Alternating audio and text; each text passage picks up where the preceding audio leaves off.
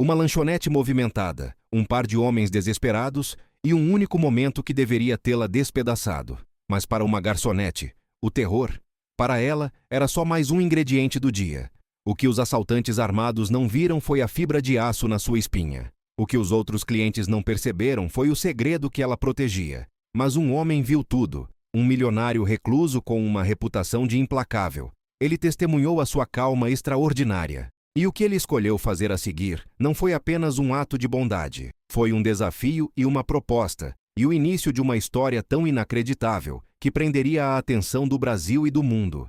Antes de começarmos, conte-nos nos comentários de onde você está assistindo hoje. Adoramos ver o alcance dessas histórias. E inscreva-se no canal para não perder os próximos vídeos. Agora, vamos voltar. Aproveite a história. Para entender o porquê, precisamos voltar ao cotidiano de Maria Rodrigues, a Malu. O cheiro de café coado, pão na chapa e açúcar queimado era a fragrância constante que preenchia a lanchonete Esquina do Sabor. Não era um lugar charmoso, mas um clássico boteco de bairro em São Paulo, com suas mesas de fórmica rachada, azulejos brancos já amarelados e um balcão de inox riscado por incontáveis copos de pinga e xícaras de café. Para Malu, aquele aroma era o seu despertador, o seu hino de batalha diário. E o seu lembrete constante de que o tempo era dinheiro. Cada segundo, 1 centavo a menos nas dívidas impagáveis. Malu, com seus 20 e poucos anos, exibia uma vitalidade que poucos conseguiam manter depois de turnos duplos. Seus olhos castanhos, que deveriam brilhar com a promessa de uma juventude plena, carregavam olheiras roxas de cansaço, mas também uma determinação férrea. Seu cabelo castanho claro estava quase sempre preso em um rabo de cavalo prático. E o uniforme de garçonete, uma camisa polo azul desbotada e uma calça jeans escura, escondia um corpo ágil e acostumado ao trabalho pesado. Ela era uma promessa, já esteve a um semestre de concluir a faculdade de enfermagem, um sonho que a faria capaz de cuidar não só de estranhos, mas principalmente de sua pequena Ava. Mas a vida, ou melhor, a doença, tinha outros planos. Ava, sua irmã mais nova de apenas 9 anos, sofria de fibrose cística, uma condição traiçoeira que exigia um coquetel caríssimo de medicamentos importados, sessões de fisioterapia diárias e visitas constantes a especialistas que mal falavam a língua do SUS. A faculdade virou um luxo insustentável. As aulas foram substituídas pelas mesas da lanchonete, pelos pedidos apressados, pelos pratos sujos e pela constante, sufocante preocupação. Essa preocupação, esse medo constante da perda, era o segredo que ela protegia e que forjava sua fibra de aço. Mais um café, Malu, e um misto quente. A voz rouca de seu Jorge, o dono da lanchonete, ecoou da cozinha, interrompendo o breve momento de devaneio da garçonete. Seu Jorge, um homem barrigudo e calvo que parecia ter envelhecido junto com o balcão, observava Malu com uma mistura de admiração e pena. Ele sabia da luta dela, das contas de Ava que pareciam um buraco negro, sugando cada mísero real que ela ganhava. Ele, como Malu, era um batalhador, mas com uma dose maior de conformismo com as dificuldades da vida. Malu limpou uma mesa com movimentos mecânicos, a mente fervilhando de números. O preço do Creon, as ampolas de Pulmozyme, a fisioterapeuta particular que ela pagava com a esperança de ver Ava respirar um pouco melhor. Cada moeda que caía em seu avental era pesada, não pelo seu valor monetário, mas pelo que significava para a saúde e a vida de sua irmã. A dor de não estar no hospital, de não estar com Ava, mas sim ali, servindo cafés e pães na chapa, era um fardo diário que ela carregava com uma resiliência quase sobrenatural. Era por isso que o terror era apenas mais um ingrediente. Ela vivia com ele todos os dias. O Brasil que Malu conhecia era implacável. Um lugar onde a saúde era um luxo para poucos, a burocracia sufocava qualquer iniciativa, e as oportunidades para quem vinha de baixo eram mais escassas que água no sertão. A meritocracia, para ela, soava como uma piada cruel, um conceito distante, ensinado em escolas particulares que ela jamais poderia pagar. Sua meritocracia era trabalhar até a exaustão, engolir o orgulho e torcer para que a sorte, ou um milagre, virasse a seu favor. Naquele dia, como em todas as primeiras quintas-feiras do mês, um cliente atípico ocupava a mesa do canto, a mais discreta, perto da janela que dava para a rua movimentada. Fernando Albuquerque, o rei do concreto, como era conhecido no mercado financeiro, era uma figura que destoava completamente da clientela habitual da lanchonete. Ele era um milionário recluso, com uma fortuna construída em private equity e incorporação imobiliária. Um homem de terno impecável e olhar penetrante, que se sentava ali, sem pressa, saboreando um café coado simples e um pão de queijo. Para os outros clientes, ele era apenas um homem elegante, talvez um excêntrico. Mas Malu sabia quem ele era. Ela havia visto a foto dele na capa de uma revista de negócios uma vez, descrevendo-o como um Midas do agro e um tubarão implacável. Sua presença ali era um ritual estranho, um tributo à sua falecida esposa, que, segundo rumores que Malu ouviu de seu Jorge, amava lugares com história. Fernando observava Malu com um interesse frio e analítico, seus olhos de lince registrando cada movimento da garçonete, a eficiência de seus gestos, a forma como lidava com os clientes mais rudes, a sua resiliência silenciosa. Ele parecia entediado com a vida de luxo, talvez em busca de algo que o dinheiro não comprava: autenticidade, desafio, ou talvez um sopro de vida real que ele via em Malu. Malu, por sua vez, não pensava muito no milionário no canto. Para ela, ele era apenas mais uma mesa que precisava ser servida, um prato a ser entregue. Sua mente estava em Ava, nas febres recentes, na ligação para sua farmácia que a informou que o Pulmozime havia subido de preço novamente. Ela estava presa em um ciclo exaustivo de trabalho, dívidas médicas crescentes e a sensação de impotência diante do sistema e da doença da irmã. O status quo era uma corrente invisível, mas pesada, amarrando-a a uma vida de sacrifício. O relógio marcava 14 horas, um horário de menor movimento na lanchonete, um alívio momentâneo antes da próxima onda de clientes. Malu estava voltando da cozinha, equilibrando uma pilha instável de pratos sujos. O vapor e o cheiro de comida impregnavam suas roupas. O barulho de uma cadeira arrastando-se bruscamente e um grito apavorado da dona Brenda, uma senhora que tomava seu chá das 5 pontualmente, estraçalhou a quietude. Mãos para cima, todo mundo! É um assalto! 2 homens entraram na lanchonete. Não eram profissionais. Suas roupas amassadas, o suor na testa e o tremor nas mãos denunciavam o desespero. Um deles, Daniel Santos, mais corpulento, apontava um revólver enferrujado para o teto. O som do clique metálico de uma bala sendo engatilhada gelou o sangue de todos. Seu parceiro, Marcelo Santos, mais magro e com um olhar selvagem, vasculhava o caixa com as mãos trêmulas. Eles agiam com o pânico de animais encurralados. E isso, Malu sabia, era mais perigoso do que a frieza de um criminoso experiente.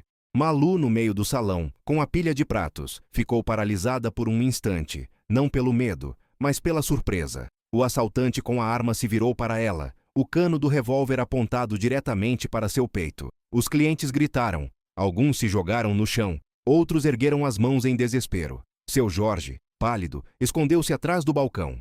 Mas Malu não gritou. Não se desesperou. Uma calma assustadora se apossou dela. Uma tranquilidade forjada em anos de crises com Ava, de emergências noturnas, de ter que pensar com clareza, quando tudo ao seu redor parecia desmoronar.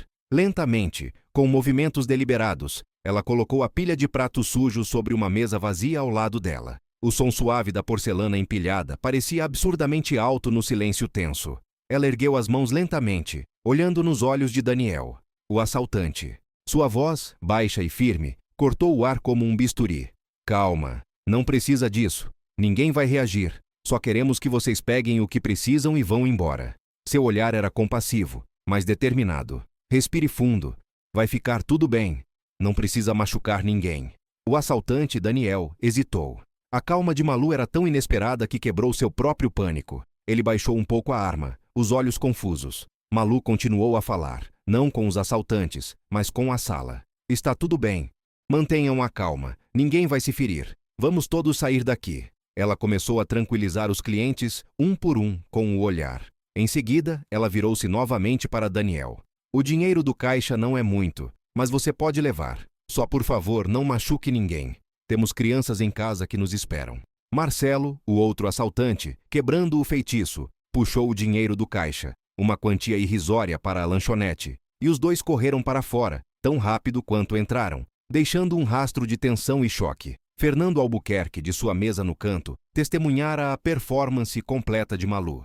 Seus olhos não perderam um único detalhe: a forma como ela não paralisou, a precisão com que largou os pratos, a voz que acalmava, a capacidade inata de acalmar uma situação de vida ou morte. Ele não via uma simples garçonete, mas uma líder nata, uma estrategista sem treinamento formal, uma mulher de fibra de aço. A polícia chegou, depois a perícia, os curiosos da rua.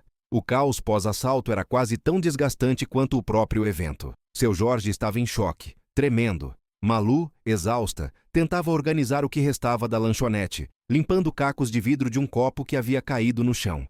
Quando tudo acalmou e os clientes foram dispensados, Malu se sentou em uma mesa vazia, a cabeça entre as mãos, sentindo o peso do mundo em seus ombros. Foi então que ela viu.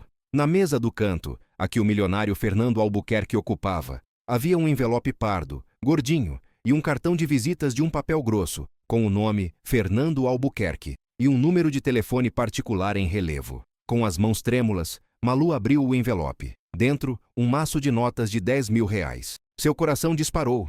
Era uma fortuna. O aluguel atrasado, a parcela do Creon que venceria, até mesmo o tratamento experimental de Ava. Tudo isso poderia ser pago, pelo menos as contas mais urgentes. O alívio foi imediato, mas logo se misturou com uma desconfiança aguda. R$ 10.000? De um milionário que acabara de presenciar um assalto? Qual era a pegadinha? Ela pegou o cartão de visitas, o metal frio em seus dedos. Fernando Albuquerque. Nos 4 dias seguintes, Malu viveu um tormento silencioso. Os R$ 10.000 estavam guardados debaixo de suas poucas roupas no armário, um peso e uma promessa. Ela usou cada minuto livre para pesquisar Fernando Albuquerque online. As manchetes eram todas sobre poder, dinheiro e implacabilidade. Fernando Albuquerque, o tubarão dos negócios. O Midas do agro que não perdoa fracassos. O milionário recluso. As imagens mostravam um homem de rosto sério, olhos frios, em palácios de vidro e aço. Aquela gorjeta, aquele cartão, pareciam uma isca, e ela, um peixe pequeno. Ela temia que fosse um jogo perverso de um ricaço entediado, uma aposta macabra para ver até onde a necessidade a levaria. Que ele esperasse algo imoral em troca, algo que Malu, com sua integridade inabalável, não poderia dar. O orgulho, o pouco que lhe restava depois de tantos anos de luta, gritava para ela rasgar o cartão e devolver o dinheiro. Mas então, na noite do 4º dia, Ava, com seus olhos grandes e curiosos, encontrou o cartão esquecido na pia da cozinha. Malu, quem é esse homem? Ele foi legal, não foi? No dia do assalto. Por que você não liga? Talvez ele queira te ajudar mais. A inocência de Ava atingiu Malu como um raio. Por que você não liga? O que Malu tinha a perder? Seu orgulho? Orgulho não pagava o convênio médico. Orgulho não comprava o Pulmozime. Orgulho não mantinha a Ava viva. Sua irmã era o sol que iluminava sua vida, e ela estava ameaçada de se apagar. E se fosse uma chance real? Uma chance para Ava? Aquela era a verdadeira pergunta, e a resposta era clara. No 5º dia, Malu ligou. Com as mãos trêmulas, ela discou o número do cartão, esperando que ninguém atendesse, que o número estivesse errado, que tudo fosse um engano. Albuquerque. A voz era grave, impessoal, mas inconfundível. Malu engoliu em seco. Senhor Albuquerque, aqui é a Maria. Malu, da lanchonete. Houve uma pausa, um silêncio carregado, como se Fernando estivesse avaliando cada palavra, cada respiração dela. Ah, sim. A garçonete calma. Achei que não ligaria. Eu queria agradecer o dinheiro, senhor. Albuquerque, ele me ajudou muito com umas despesas urgentes. Malu se apressou em dizer, antes que perdesse a coragem. Não foi uma gorjeta, Malu. Foi uma observação. A voz dele era fria, quase robótica. Quero que esteja no meu escritório amanhã, às 9h da manhã. Torre Empresarial Albuquerque, 888 andar. Pergunte por mim na recepção. Sem atrasos. Entendido? Não foi um convite, foi uma convocação. Malu mal conseguiu responder um "sim, senhor", antes que a linha ficasse muda. Ela estava sendo puxada para o centro do furacão, e não tinha como resistir. Na manhã seguinte, Malu se apresentou no imponente prédio de Fernando. A Torre Empresarial Albuquerque era um arranha-céu de vidro e aço que perfurava o céu de São Paulo, uma fortaleza de poder e capital. Malu, em suas melhores roupas, que consistiam em uma blusa limpa e uma calça social um pouco apertada, sentia-se uma intrusa, uma mancha naquele mar de ternos caros e vestidos de alta costura. A recepcionista, impecável em seu tailleur, mal escondeu o olhar de desdém ao ouvir que Malu tinha um encontro com o próprio Fernando Albuquerque. Mas ela a guiou até um elevador privativo que subiu silenciosamente pelos 88 andares, cada metro elevando Malu a um mundo que ela jamais imaginou tocar. O escritório de Fernando era uma experiência. Paredes de vidro ofereciam uma vista panorâmica de toda a cidade, que se estendia infinitamente sob seus pés, como um tabuleiro de xadrez onde ele movia suas peças. O milionário estava em sua mesa, observando a paisagem, o terno impecável, a postura de um rei em seu trono. Ele não se virou imediatamente. Malu ficou em pé, sentindo-se pequena, mas se recusando a se curvar. Finalmente, Fernando se virou, os olhos avaliando-a de cima a baixo. Malu Rodrigues. Sua ficha é impressionante para alguém que desistiu da faculdade. Boa aluna, determinada, sem histórico de problemas, exceto pela fibrose cística da sua irmã. Ele não estava perguntando, ele estava afirmando. Sua rede de informações era assustadora. Eu vi você em ação na lanchonete. Ele continuou, a voz sem emoção. Você tem calma sob pressão, liderança, empatia e uma capacidade notável de acalmar conflitos. Habilidades que, ironicamente, faltam em muitos dos meus executivos com MBAs de Harvard e FGV. Ele fez uma pausa, os olhos fixos nos dela. Eu não a contratei para ser minha assistente, nem para servir café. Eu a contratei como coordenadora de projetos especiais, com reporte direto a mim. Seu salário será mais do que você ganharia em 5 anos na lanchonete. E o pacote de benefícios inclui um plano de saúde de primeira linha, que cobrirá integralmente o tratamento de Ava, sem burocracia, sem preocupações. Malu sentiu o chão sumir sob seus pés. O choque, o alívio, a vertigem, tudo se misturou em um nó na garganta. Era tudo o que ela sonhara, e muito mais. A salvação de Ava, servida em uma bandeja de prata. Eu aceito, Sr. Albuquerque. A voz dela mal saiu. Fernando assentiu, sem um traço de emoção. Bom, mas seja clara, Malu. Você está entrando em um mundo de tubarões. Aqui não há segundas chances, não há atalhos. Você será testada, e se falhar, será dispensada. A vida de Ava e seu próprio futuro estão em jogo. Você está agora presa a essa nova e insana aventura corporativa. Não pense que essa oferta é por caridade. É um investimento, e eu espero retorno. Malu olhou para a cidade lá fora, para os carros que pareciam miniaturas, para a vida que continuava inalterada. Ela, a garçonete da lanchonete de esquina, estava agora no topo do mundo corporativo. Era um salto no abismo, mas com uma rede de segurança chamada Ava, e ela estava pronta para saltar. O jogo havia começado. O 808º andar era um mundo à parte. Malu sentia como se tivesse sido catapultada para o topo de uma montanha gelada, sem casaco. O ar rarefeito da altitude não era nada comparado ao ambiente de ambição fria e discrição calculada que permeava os corredores da Albuquerque capital. Ela, a ex-garçonete, agora era coordenadora de projetos especiais, um título que soava como um eco distante de sua antiga realidade e que trazia consigo uma enxurrada de olhares curiosos, desdenhosos e, em alguns casos, abertamente hostis. O primeiro dia foi um borrão de introduções protocolares, códigos de acesso e uma pilha de documentos tão alta que faria Ava rir. O espaço de Malu era um escritório de canto, menor que o de Fernando, mas ainda assim gigantesco para quem estava acostumado a espremer-se entre mesas e o balcão da lanchonete.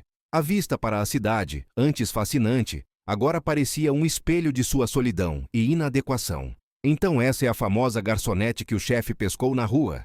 A voz era arrastada e cheia de escárnio. Malu se virou para ver Gustavo Fontoura, o homem que ela já tinha ouvido em burburinhos como o filhinho de papai da divisão de M&A, um mauricinho com pedigree e talento para o jogo corporativo. Gustavo era alto, esbelto, com cabelos perfeitamente penteados e um sorriso que não alcançava os olhos, revelando um sarcasmo quase palpável.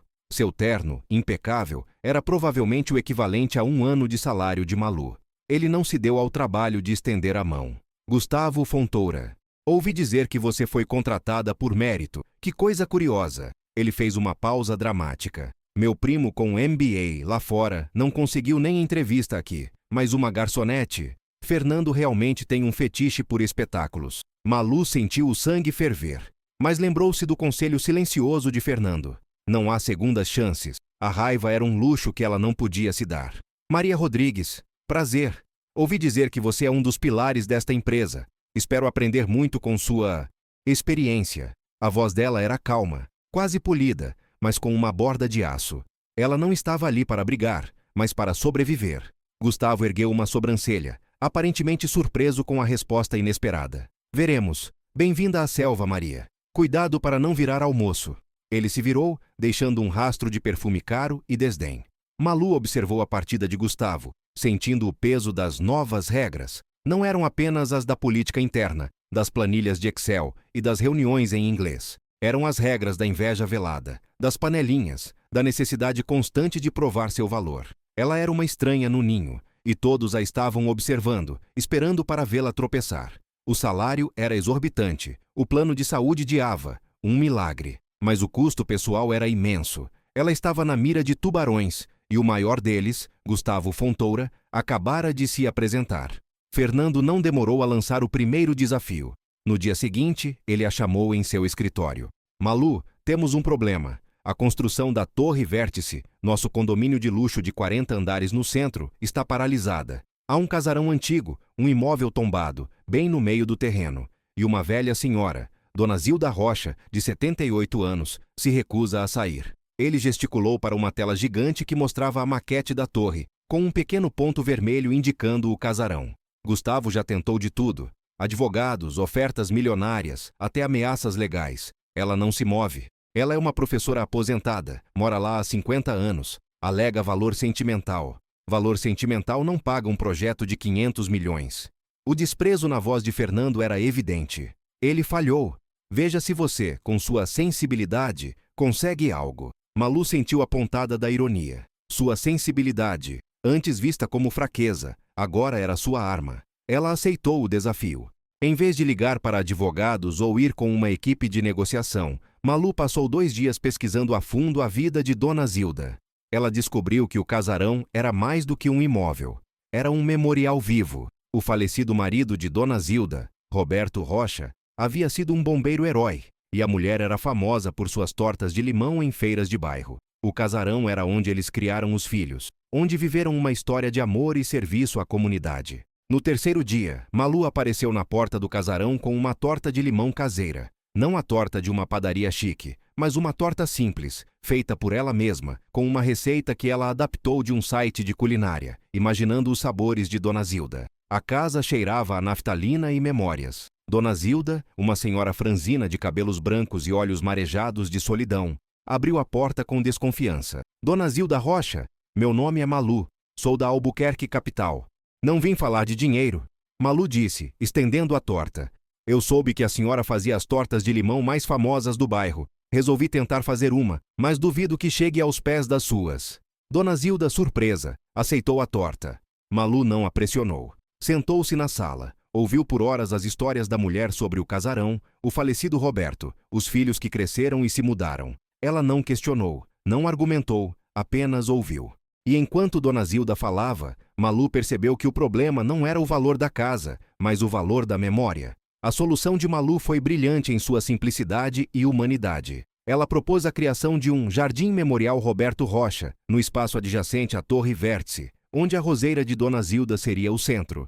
E uma placa contaria a história de Roberto Rocha, o bombeiro-herói. Além disso, a Albuquerque Capital criaria o Fundo de Leitura Dona Zilda Rocha, uma fundação que doaria milhares de livros para escolas públicas carentes, perpetuando o legado da professora, transformando sua memória em futuro. Dona Zilda chorou de emoção.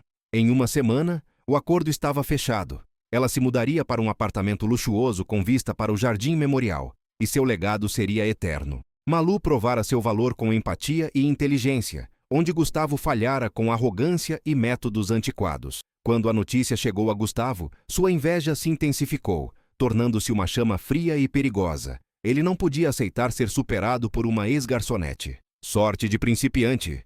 Ele rosnou para um colega. A partir daquele dia, Malu se tornou um alvo. A sabotagem de Gustavo começou sutil. Documentos importantes sumiam de sua pasta de entrada. Convites para reuniões cruciais chegavam atrasados. Suas palavras eram distorcidas em resumos enviados a Fernando. Mas Malu não era ingênua. Anos cuidando de Ava e gerenciando uma lanchonete haviam lhe ensinado a ser meticulosa. Ela criava suas próprias cópias de cada documento, imprimia e-mails importantes, registrava cada ligação. Ela jogava xadrez, enquanto Gustavo, em sua arrogância, ainda jogava damas. Fernando, por sua vez, observava tudo à distância, sem intervir. Ele não diria a Malu que Gustavo estava sabotando-a, nem a protegeria. Ele a havia jogado na selva e esperava que ela aprendesse a caçar. O segundo teste veio rápido. Fernando chamou Malu novamente. Temos uma negociação sindical empacada no Porto de Santos. Ademir Coragem Silva, um líder da velha guarda, intransigente, já humilhou 2 dos nossos advogados seniores. Eles queriam impedi-lo de parar a sua automação. Eu quero um acordo. Fernando a olhou diretamente. Vá sozinha. Veja o que consegue. Malu respirou fundo. Porto de Santos. Ademir Coragem Silva. A fama do homem precedia-o. Malu, mais uma vez, ignorou os relatórios jurídicos e mergulhou na história. Descobriu que a família Silva tinha gerações de estivadores, que o apelido Coragem vinha de uma greve histórica. Ela não foi ao escritório do sindicato, mas ao Bar do Marinheiro, um boteco rústico perto do porto, onde Ademir costumava almoçar. Encontrou Ademir, um homem com braços musculosos e um olhar cansado, mas firme, comendo um prato de peixe frito. Malu se apresentou, pediu uma água e não tentou negociar de imediato. Começou a falar da história do porto, dos desafios que os trabalhadores enfrentavam, da tradição da família Silva. Ela demonstrou conhecimento e respeito. A automação é inevitável, Ademir. Malu disse finalmente, baixando a voz. Não podemos impedir o progresso, mas podemos elevá-lo. O Grupo Albuquerque não quer apenas substituir trabalhadores. Queremos que eles evoluam. Meu chefe, o milionário Fernando Albuquerque, está disposto a financiar um centro de treinamento de última geração, aqui no próprio porto. Todos os seus membros, todos que desejarem, seriam requalificados para gerenciar os novos sistemas automatizados.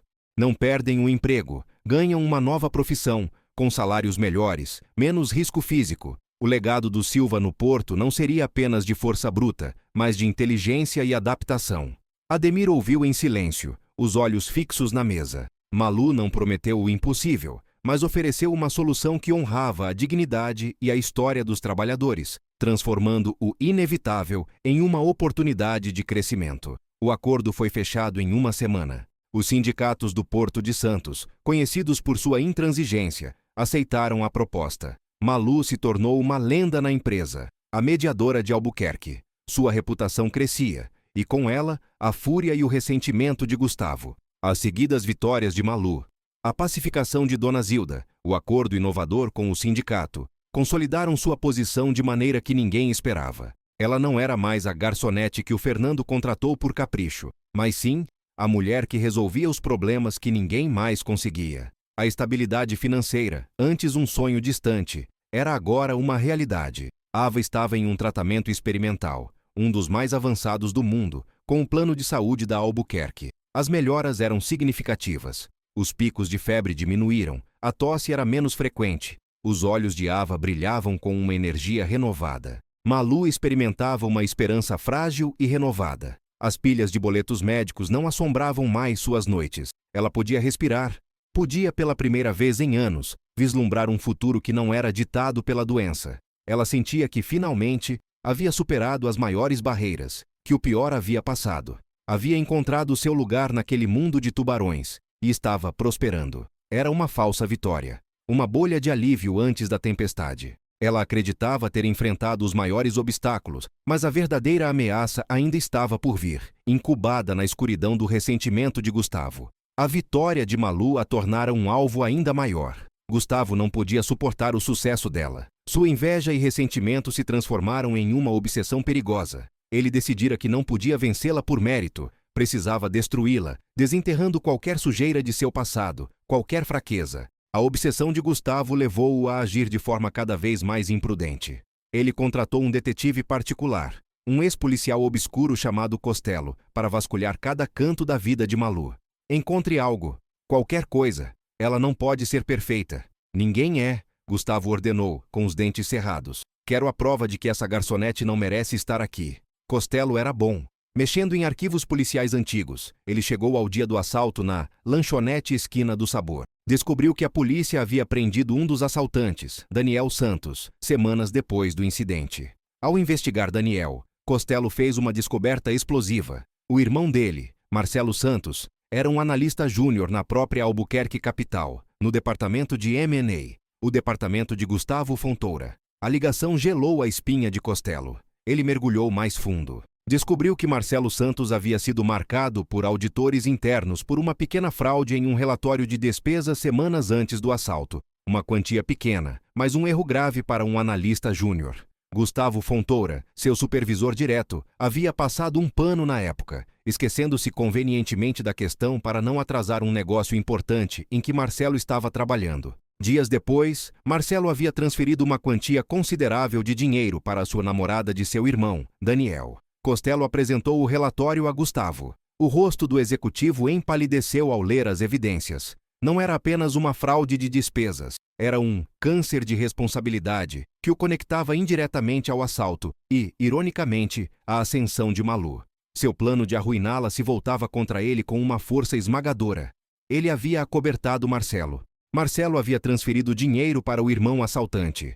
E o assalto havia colocado Malu no caminho de Fernando. Gustavo estava em apuros profundos. Ele não podia permitir que isso viesse à tona.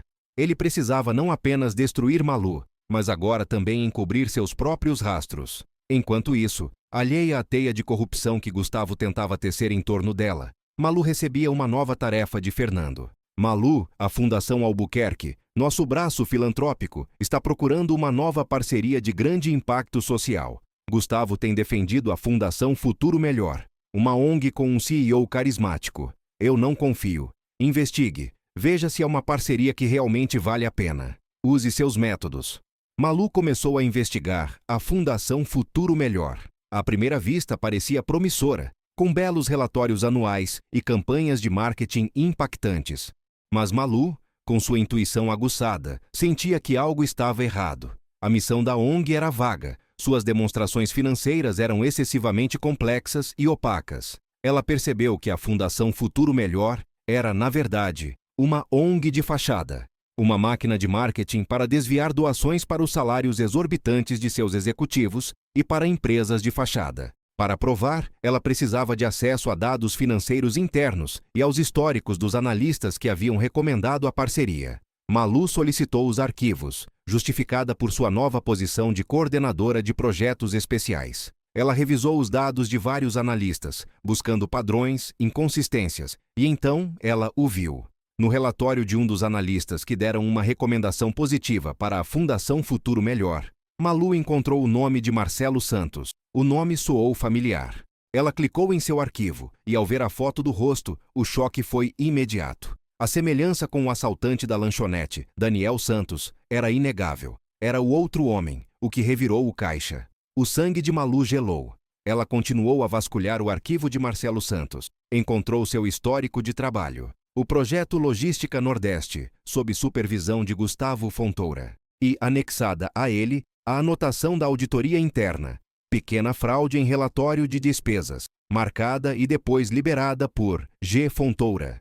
Todas as peças se encaixaram com uma frieza brutal. Gustavo, Marcelo Santos, o irmão criminoso, o assalto, a fraude acobertada, a transferência de dinheiro.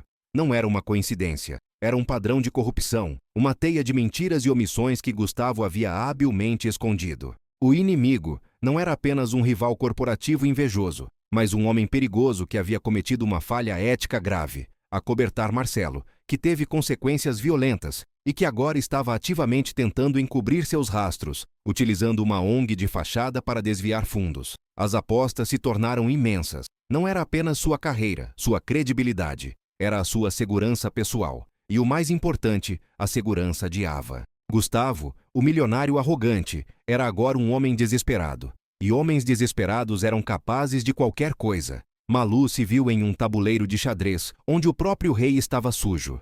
Ela havia sido jogada em um ninho de cobras e tinha descoberto que a maior cobra era também seu maior rival.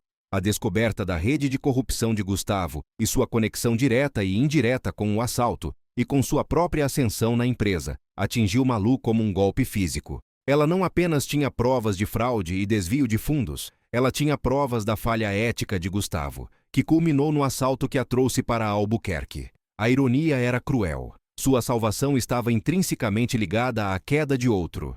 Malu sentiu que tudo podia estar perdido. A verdade que ela tinha em mãos era explosiva demais. Confrontar Gustavo poderia ser um suicídio corporativo. Ele era um Fontoura, uma família com peso no conselho. E se a acusassem de difamação? E se ele a virasse contra ela? Pior, a segurança de Ava. Se Gustavo estava disposto a acobertar um assalto e desviar fundos, o que ele não faria para proteger sua reputação e sua fortuna? Ele era um milionário com recursos para sumir com qualquer problema, e Malu era apenas uma garçonete que havia tido sorte. Ela se sentiu sozinha. No silêncio de seu escritório no 8º andar, com a cidade agitada lá fora, ela sentiu o peso do mundo desabando novamente sobre seus ombros. O dinheiro, o plano de saúde de Ava, tudo poderia ser tirado dela se ela fizesse a jogada errada. Era a sua noite escura da alma. O medo, um velho conhecido, voltou a assombrá-la. Ela tinha tudo a perder. Mas enquanto olhava para a foto de Ava em sua mesa, um sorriso radiante da irmã brincando em um parque, a imagem de seu Jorge assustado no assalto, de Dona Zilda com suas memórias e Ademir coragem com sua luta, algo se acendeu em Malu. A integridade, a verdade. Aqueles valores eram o que Fernando valorizava nela, o que a diferenciava, e eram o que ela mesma encarnava. Ela não era apenas uma solucionadora de problemas, mas uma guardiã da ética, da justiça. Se ela ignorasse isso, não seria mais a Malu. Sua calma sob pressão, sua capacidade de ver os padrões que outros perdiam, sua perspicácia, tudo o que ela havia desenvolvido na lanchonete e usado para prosperar na Albuquerque capital, eram sua força. Ela não podia se acovardar. Ela não podia proteger um corrupto que havia falhado em sua responsabilidade e que agora tentava encobrir seus rastros. Malu percebeu que precisava usar tudo o que havia aprendido para combater essa doença na empresa. Ela não era mais a garçonete assustada. Ela era uma estrategista e estava pronta para a batalha final. Aquele era o seu Rubicão. Ela faria a jogada, não importa o custo. Entendido. Vou adicionar o CTA ao final do ATU 3, mantendo a fluidez e as palavras-chave. A noite escura da alma de Malu havia passado, e com ela, qualquer vestígio de dúvida. O medo havia sido substituído por uma frieza calculista, a mesma que a fizera acalmar um assalto com uma calma sobrenatural. Ela não podia se dar ao luxo de hesitar. A vida de Ava e a integridade que ela tanto prezava estavam em jogo. Malu mergulhou novamente na investigação da Fundação Futuro Melhor. Não bastava saber que era uma ONG de fachada. Ela precisava de uma prova irrefutável, uma conexão tão direta que Gustavo não pudesse negar. Seus dedos voaram pelo teclado, vasculhando registros financeiros, cadastros de fornecedores e contratos de serviço. A Albuquerque Capital era um universo de dados, e Malu, com sua mente aguçada e seu novo acesso privilegiado, era uma exploradora incansável. Foi então que ela encontrou o elo definitivo. Os maiores pagamentos da Fundação Futuro Melhor, destinados a serviços de consultoria estratégica e marketing, eram direcionados para uma empresa recém-criada, a Viana Solutions, um nome genérico, um endereço de fachada. Mas ao verificar os registros, Malu descobriu a proprietária, Carla Viana. E Carla Viana era-se a namorada de Gustavo Fontoura. A prova de corrupção estava ali, clara como água. Não era apenas um desvio. Era um esquema bem orquestrado para desviar fundos sob o disfarce de caridade, com Gustavo se beneficiando indiretamente. Com a calma de um cirurgião preparando-se para uma operação de alto risco, Malu compilou todas as suas descobertas. Cada evidência foi cuidadosamente organizada, cada ligação documentada, cada linha do tempo detalhada em uma apresentação impecável. Ela não deixaria espaço para a dúvida. Os relatórios de auditoria interna, os registros de transferência de Marcelo Santos, as fotos dos irmãos Santos lado a lado, o histórico da Viana Solutions e sua conexão com Carla Viana, tudo estava ali, em slides limpos e objetivos, prontos para serem apresentados ao milionário Fernando Albuquerque. A etapa final era a mais delicada. Malu compôs um e-mail com o título Solicitação de reunião urgente, análise de riscos e potenciais oportunidades, Fundação Albuquerque. No corpo do e-mail, ela foi breve e direta. Senhor Albuquerque, minhas investigações sobre a Fundação Futuro Melhor e o Projeto Logística Nordeste revelaram informações críticas que demandam sua atenção imediata. Sugiro uma reunião para a apresentação das descobertas amanhã, às 9h. A decisão mais ousada veio a seguir. Em um ato de pura estratégia, Malu adicionou o e-mail de Gustavo Fontoura nos destinatários. Não como CC, mas como para. Ela estava preparando o palco para o confronto final, garantindo que Gustavo estivesse presente, sem chance de se esquivar ou de alegar ignorância. Ela o estava convocando para sua própria forca corporativa. O relógio marcava 20 horas. O 8º andar estava quase deserto.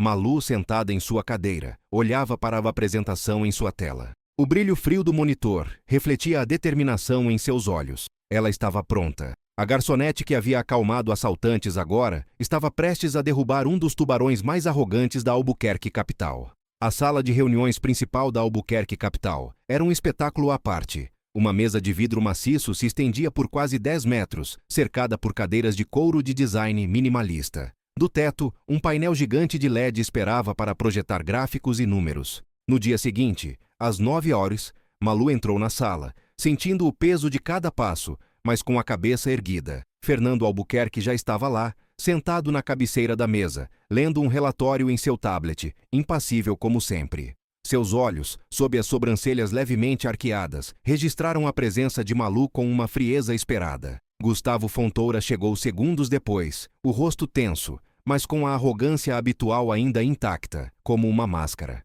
Ele lançou um olhar furioso para Malu antes de se sentar, afastado dela, na lateral da mesa. A presença dele, convocada por Malu, já era um desafio em si. "Bom dia", Fernando disse, sua voz grave ecoando na sala. "Malu, acredito que você tem algo para nos apresentar." Malu assentiu, caminhou até o púlpito digital e ativou o painel de LED. A tela gigante ganhou vida, exibindo o logo da Albuquerque Capital. Ela respirou fundo. A calma, sua velha amiga, a envolveu. "Senhor Albuquerque, senhor Fontoura?" Ela começou, a voz clara e firme, preenchendo o espaço. "Minha análise sobre a potencial parceria com a Fundação Futuro Melhor e o Projeto Logística Nordeste revelou não apenas inconsistências, mas um risco significativo à reputação e à ética da Albuquerque Capital." Gustavo soltou um bufo baixo, um riso desdenhoso. "Isso é ridículo. Malu, você realmente acha que sabe mais do que a equipe de M&A que passou meses nisso? Que bobagem." Malu o ignorou, clicando no primeiro slide. "Comecemos pela Fundação Futuro Melhor." Ela mostrou gráficos complexos de fluxo de caixa, desmistificando os relatórios impactantes da ONG. As doações, em vez de serem direcionadas para as causas sociais, eram pulverizadas em pagamentos obscuros para serviços de consultoria. E o maior beneficiário desses serviços era a empresa Viana Solutions. Ela clicou no próximo slide, que mostrava o registro da Viana Solutions, destacando em negrito o nome Carla Viana, como proprietária. Malu não precisou dizer mais nada. Os olhos de Fernando se estreitaram levemente. O rosto de Gustavo, até então arrogante, começou a empalidecer. Ele abriu a boca para falar, mas nenhuma palavra saiu. Esta é a prova irrefutável de que a Fundação Futuro Melhor é uma fachada para desvio de recursos, beneficiando diretamente um dos seus executivos, Sr. Fontoura, através de sua parceira. A voz de Malu era cirúrgica, sem emoção, apenas fatos. Fernando fixou seu olhar em Gustavo. "Senhor Fontoura, você tem algo a dizer sobre a Viana Solutions?" Gustavo gaguejou, sua máscara de arrogância rachando. Eu não sabia. Carla tem os próprios negócios dela. Não tenho controle." Malu não o deixou terminar. "Não se trata apenas da Fundação Futuro Melhor. Isso é um sintoma de um problema maior." Ela clicou no slide final, um mosaico de fotos e documentos.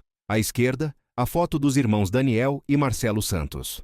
No centro, o relatório de auditoria interna do Projeto Logística Nordeste de Marcelo Santos, com a anotação da fraude e o carimbo de liberado por G. Fontoura. À direita, uma linha do tempo clara. Fraude de Marcelo, acobertamento de Gustavo, transferência de dinheiro para o irmão Daniel. E então, o assalto na lanchonete. A imagem de Malu na lanchonete, enfrentando o assaltante, apareceu brevemente na tela, um lembrete vívido. Malu olhou diretamente para Fernando Albuquerque, a garçonete agora transformando-se em juíza.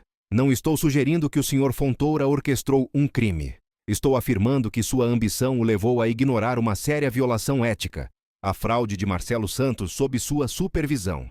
Essa decisão teve uma conexão direta com um crime violento que ocorreu dentro desta empresa, um crime que o beneficiou indiretamente ao colocar-me aqui.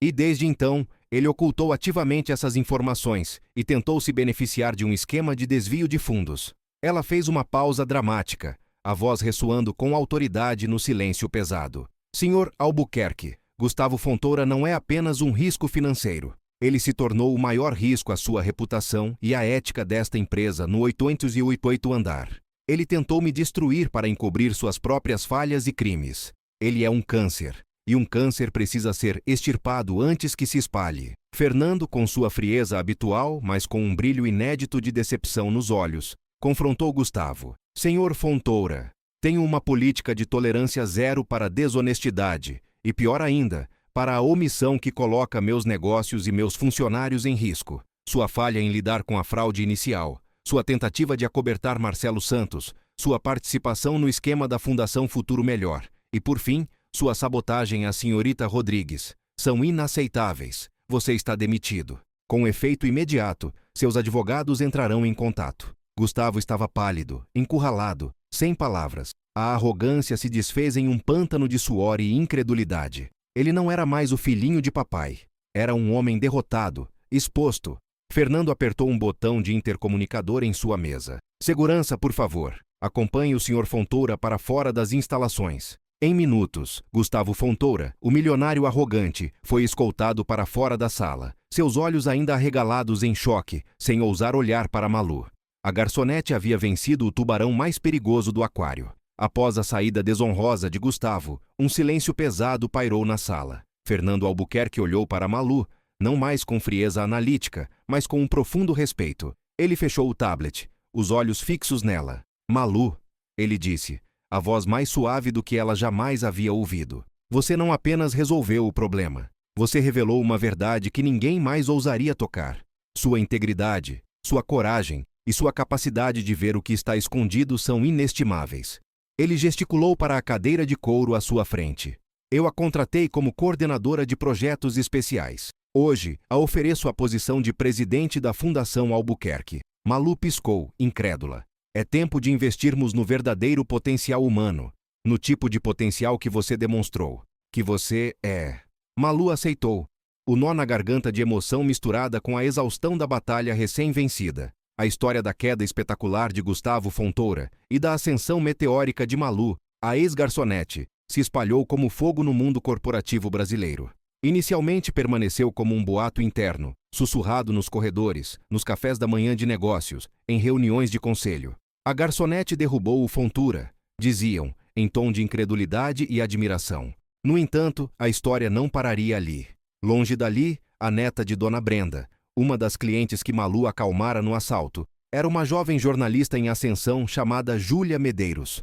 Dona Brenda, ainda impactada pela calma sobrenatural daquela garçonete, havia contado a história da heroína da lanchonete e do homem misterioso da gorjeta em incontáveis almoços de família. Júlia, com seu faro jornalístico, começou a investigar. Ela descobriu a ligação de Malu com a Albuquerque Capital através da notícia, que circulou internamente na prefeitura, sobre o Jardim Memorial Roberto Rocha. Intrigada, ela procurou Dona Zilda Rocha. A professora aposentada, feliz em seu novo apartamento com vista para o jardim que carregava o nome de seu amado, não parava de elogiar a mulher brilhante e empática da Albuquerque, contando em detalhes como Malu a havia tratado com respeito e dignidade, algo que nenhum dos outros executivos havia feito. Júlia então juntou as peças, a garçonete calma do assalto, a mulher que resolveu o problema do casarão histórico, a nova presidente de uma das maiores fundações filantrópicas do país. Uma história improvável, com um toque de Cinderela corporativa. Ela enviou um pedido de entrevista formal à Albuquerque Capital. Fernando, o milionário recluso que sempre evitou a mídia, reconheceu uma oportunidade de relações públicas sem precedentes. Uma chance de redefinir não apenas a imagem da empresa, mas a sua própria, de predador corporativo para um visionário que via valor em pessoas, não apenas em ativos. Algo que ele, de fato, estava se tornando. Ele autorizou uma entrevista exclusiva com Malu, algo que ele jamais faria por si mesmo. Uma semana depois, a matéria de Júlia Medeiros foi publicada. O título, cuidadosamente escolhido, explodiu nas redes sociais e nas manchetes de jornais por todo o país. De garçonete a presidente, o bilionário, que contratou a heroína da lanchonete de esquina. A história de Malu viralizou globalmente, tocando corações e inspirando milhões. Malu, agora confiante e serena em sua nova posição de presidente da Fundação Albuquerque, gerenciava a tempestade da mídia com a mesma graça e calma que havia demonstrado na lanchonete. Ela não se escondeu.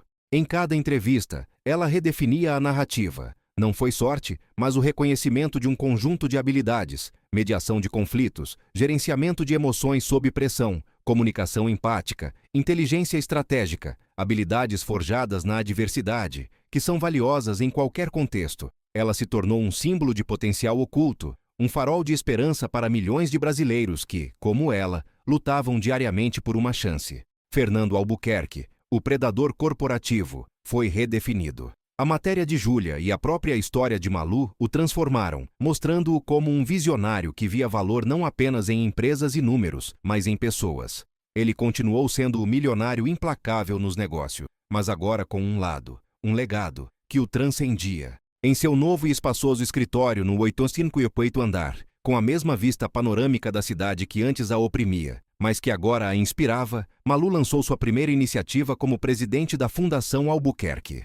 O Projeto Beija-Flor, nome que evocava a pequena ave que, com esforço incansável, contribui para a vida, era um fundo massivo de bolsas de estudo e apoio financeiro para estudantes de baixa renda, que, como ela, tiveram que abandonar cursos de enfermagem e outras áreas da saúde devido a dificuldades familiares ou financeiras. Era sua forma de retribuir, de transformar sua dor em uma ponte para o futuro de outros. A vida de Malu era irreconhecível. Ava estava prosperando com um novo regime de tratamento. Seus olhos brilhavam com saúde e felicidade. E ela adorava visitar o escritório da irmã, olhando encantada para a cidade abaixo, imaginando o que Malu fazia. A paz de espírito que Malu tanto lutou para alcançar era finalmente sua. Ela não estava apenas salvando sua própria irmã.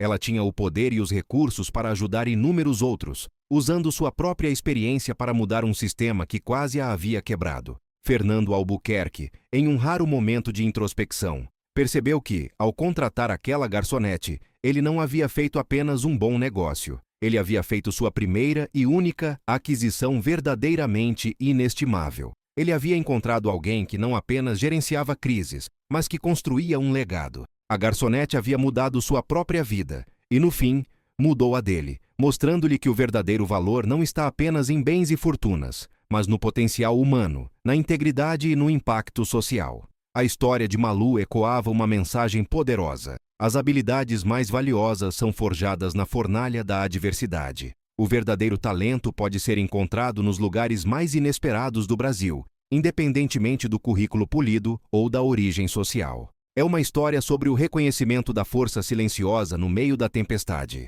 e a capacidade de transformar a própria realidade e a de outros, provando que um único ato de coragem e empatia pode mudar o mundo. A garçonete havia chegado ao topo e estava apenas começando. Se você se inspirou com a jornada de Malu, o que você faria se tivesse uma chance como a dela? Deixe seu comentário abaixo. Não se esqueça de curtir este vídeo, se inscrever no canal para mais histórias inspiradoras e compartilhar com alguém que precisa acreditar no seu potencial.